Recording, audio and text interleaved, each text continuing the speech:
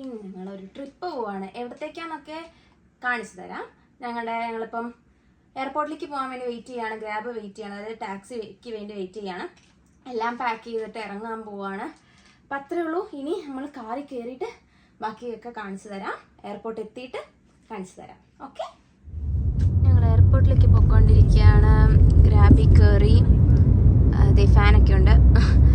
അപ്പം ഇനി അവിടെ എത്തിയിട്ട് അവിടുന്ന് ബോർഡിംഗ് പാസ്സൊക്കെ വാങ്ങിയിട്ട് ബാക്കി കാണിച്ചു. എയർപോർട്ടിൽ റീച്ച് ആയിട്ടുണ്ട്. ഞങ്ങളുടെ പെട്ടിയൊക്കെ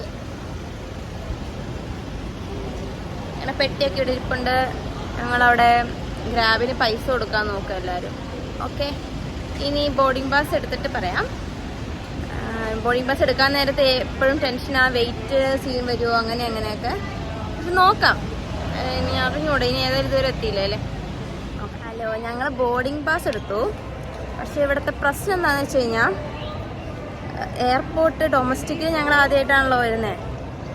ഭയങ്കര മോശം എന്ന് പറഞ്ഞാൽ ഇവരുടെ ബസ് സ്റ്റാൻഡ് പോലെ ഉണ്ട് ഈ എയർപോർട്ട്, ഡൊമസ്റ്റിക് എയർപോർട്ട്. നമ്മുടെ നാടൊക്കെ ആണെങ്കിൽ അടിപൊളിയായതിനെ.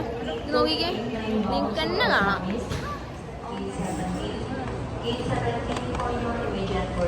ഇത് കണ്ടോ, ഇത് ബസ് കാത്തു കിടക്കുന്ന പാസഞ്ചർ പോലെ ഉണ്ട്.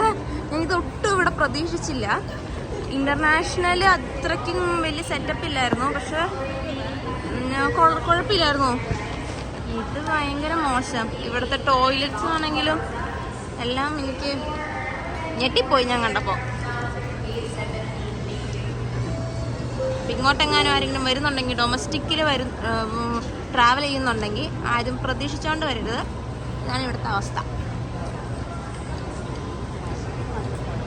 ഇപ്പം ബോർഡിംഗ് പാസ് കാണിച്ചു. ഞങ്ങളിപ്പം ഇനി ബസ്സിൽ കയറി ഫ്ലൈറ്റിനടുത്തേക്ക് പോവുകയാണ്. ബസ്സിൽ കയറാൻ പോവുന്ന ക്യൂ ആണിത്. കുറേ പേരുണ്ട്, കുറേ പേര് പോയി, ഞങ്ങൾ നടന്നുകൊണ്ടിരിക്കുക.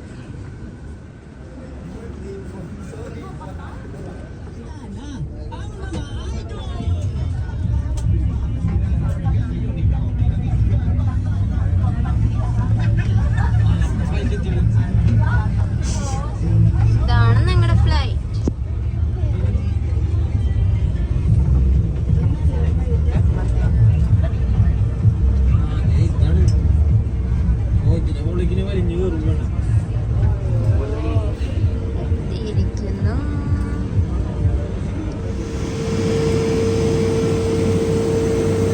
കേറിയിരിക്കുകയാണ്.